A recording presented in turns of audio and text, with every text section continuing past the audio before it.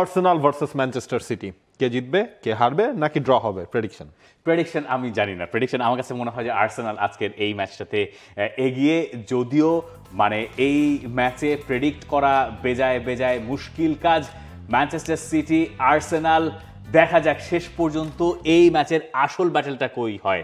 মনে আসা নিশ্চয়ই ওই স্টে হাম্বলের কথাটা, স্টে হাম্বল ফিরে এসছে আমাদের মাঝে আরও একবার। এবং যখন এই দুই দল একে অন্যের মুখোমুখি হবে তখন আমি কেন আর্সেনালকে এগিয়ে রাখছি, তার কারণ আর্সেনালের ডিফেন্স, এবং আর্সেনালের এই ডিফেন্সটাই একটা মাত্র গোল কনসিড করেছে, তাও আবার ওপেন প্লে থেকে না। এই কারণে আমি মিকেল আর্তেতার দলকে একটা এজ দিয়ে রাখছি। আর এই ম্যাচের আসল ব্যাটেলটা আমার মতে হবে মিডফিল্ডে। এক পাশে যেমন ডেকল্যান রাইস, জুবি মেন্দি খেলার কথা, আর মেরিনো খেলেন, মার্টিন ওডেগার্ড কি খেলবে? ওডেগার্ড খেলার সম্ভাবনা রয়েছে। আবার হচ্ছে আপনার মিকেল মেরিনোর যে অলরাউন্ড পারফরমেন্স ইদানিং দেখা যাচ্ছে, সেই জায়গায় এটাকে অপশন হিসেবে রাখবেন কিনা মিকেল আর্তেতা, সেটাও কিন্তু হচ্ছে রাখা যেতে পারে। ওয়ালটন এখন দেশের সীমানা পেরিয়ে পৌঁছে গিয়েছে 50টিরও বেশি দেশে। ওয়ালটন, ঘরে ঘরে বিশ্বজুড়ে। ফ্রন্ট লাইনে ওই যে অপশনসগুলো, এটা আমার খুব মনে ধরেছে। মানে এই যে মাদুয়েকে, বিয়োকেরেশ, যে ধরনের প্লেয়ার দরকার ম্যান সিটিকে হারাতে, আমার কাছে মনে হয় সেটা আছে। এবং ডিফেন্সিভ সলিডিটির কারণে আর্সেনালকে আমি এই ম্যাচে এসে দিয়ে রাখতে চাই। এই ম্যাচে হচ্ছে গিয়ে হয়তোবা আপনার উইলিয়াম সালিবা এবং গ্যাব্রিয়েল ম্যাগালেসকে একসাথে স্টার্ট করানো হবে, কারণ হচ্ছে গিয়ে আপনার ওই পাশে তো একজন রয়েছেন, সেই stay humble man Erling brute Holland. আপনি হচ্ছে গিয়ে ওই ব্যাটেলটাও দেখেন, হল্যান্ড ভার্সেস ইয়োকেরেশ। হল্যান্ড হচ্ছে গিয়ে এখন পর্যন্ত কিন্তু আপনার 4 ম্যাচে 5টা গোল তিনি করে ফেলেছেন প্রিমিয়ার লিগে। আমার মনে হয় এই জিনিসগুলো এই ম্যাচে হচ্ছে গিয়ে আপনার ডিসাইসিভ হয়ে যেতে পারে। তবে ঘুরে ফিরে আপনার ওই ঘটনাটাই আসে যে এমিরেটস স্টেডিয়ামে যখন লাস্টবার ম্যানচেস্টার সিটি মাঠে নেমেছিল, 5-1 গোলে তাদের বিধ্বস্ত হতে হয়েছে। ইনফ্যাক্ট হচ্ছে আপনার লাস্ট 5 ম্যাচেও তো ম্যানচেস্টার সিটি এখন পর্যন্ত আর্সেনালকে হারাতে পারেনি। কমিউনিটি শিল্ডের ওটা টাইব্রেকারে হচ্ছে গিয়ে আপনার শেষ পর্যন্ত আর্সেনাল জিতে নিল।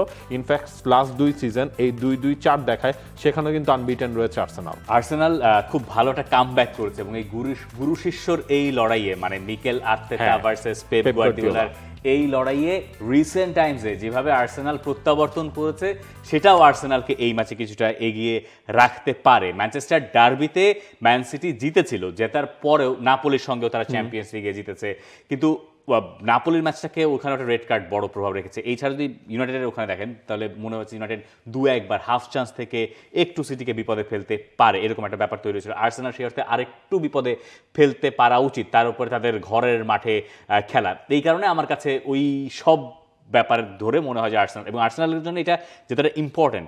লিভারপুল ওখানে 5-5 জিতে গেছে, টাইটেল কন্টেন্ডার হিসেবে যদি নিজেদেরকে প্রমাণ করতেই হয় আর্সেনালকে, তাহলে এই ম্যাচ যদি তারা জিততে না পারে, তাহলে লিভারপুলের সঙ্গে তাদের পয়েন্টের গ্যাপ 6 দাঁড়িয়ে যাবে। আবার সিটির জন্য ব্যাপারটা এরকম যে সিটি যদি এই ম্যাচে আর্সেনালের সঙ্গে হেরে যায়, তাহলে লিভারপুলের সঙ্গে তাদের পয়েন্টের গ্যাপ দাঁড়াবে কত, 9 মনে হয়, এরকমই দাঁড়াবে। তারা দুটো ম্যাচ হেরেছে। তো এই যে গ্যাপটা, আমার কাছে মনে হয় যে এই গ্যাপের কারণে ম্যাচের একটা আলাদা মাত্রা থাকবে, কিন্তু আমি আর্সেনালকে এগিয়ে রাখছি। আমিও আর্সেনালকে এগিয়ে রাখছি। এবং পেপ গার্দিওলা তিনি আসলে যেটা বলছেন আর্সেনালকে নিয়ে, আর্সেনাল তার দেখা এখন পর্যন্ত ইউরোপের সবচেয়ে সলিড টিম, ইউরোপের সবচেয়ে কঠিন প্রতিপক্ষর একটা আর্সেনাল। প্রতি বছর ওরা ধাপে ধাপে ভালো করছে। আমার মতে ওরা সবচেয়ে সলিড টিম, যারা ভুল কম করে। গেল মৌসুম থেকে আমাদের ভালো করতে হবে, বিশেষ করে শেষ 20 to 25 মিনিটস, এটা একটা ভালো টাইমও তিনি মেনশন করে দিয়েছেন। অন্যদিকে মিকেল আর্তেতা তিনিও তার প্রতিপক্ষকে আসলে শ্রদ্ধা জানিয়েছেন, কারণ জানেন দিন শেষে ওই দলের ডাগ আউট আছে পেপ গার্দিওলা। এক্স্যাক্টলি, যেখান থেকে তার কোচ হয়ে ওঠার অনেকটা সূচনাও বলা চলে। আবারও জিততে চাই, আরও একটা ভালো মুহূর্তের অপেক্ষায় আছি। ধারাবাহিকতাটা গুরুত্বপূর্ণ। বিশ্বের অন্যতম সেরা ক্লাবের সাথে লড়তে পারাটা নিজেরা কোন অবস্থানে আছি সেটা বোঝার একটা পরীক্ষাও। এখন কি আর ম্যান সিটিকে বিশ্বের সেরা ক্লাব বলতে পারবো? মিকেল আর্তেতা আসলে সেটা বলছেন উইথ ডিউ রেসপেক্ট। তিনি আসলে জানিয়েই এই ম্যাচটা তিনি খেলতে নামবেন। এখন দেখা যাক এই ম্যাচে কি হয়। রড্রির খেলা না খেলা নিয়ে একটা সংশয় সেখানে রয়েছে। এই জিনিসটাও পেপ গার্দিওলা একেবারে লাস্ট মোমেন্টে আসলে ফিগার আউট করবেন। রড্রি যদি খেলেন, আমরা যদি ধরে নিই যে রড্রি খেলছেন, রড্রির সাথে ওই পাশে রদ্রি, রেইন্ডার্স, খারাপ না তো, ওই মিডফিল্ডটাও তো আপনাকে একভাবে নজরে রাখতে হবে। কিন্তু আপনি কি এখনো ফুল ফেস রদ্রিগে কি আপনি এখনো পেয়েছেন? ওটা পেতে অনেক সময় লাগবে, ওটা পেতে আরো মানে কয়েক মাস সময় আসলে লেগে যাবে। কিন্তু ওই যে দোনারুমাকে দেখছি আমরা, নিশ্চয়ই জিয়ানলুইজি দোনারুমা যখন থাকবেন গোল বারের নিচে, আর্সেনালের জন্য গোল করা তো কঠিন হবে। কিছুটা কঠিন তো হবে। ইনফ্যাক্ট আপনার এটা নিয়ে রড্রিও বলেছেন যে রিয়াল মাদ্রিদে যেমন থিবো কোর্তো আছেন, যে হিউজ, একই শক্তিটা আসলে তার দলেরও রয়েছে এই দোনারুমা থাকার জন্য।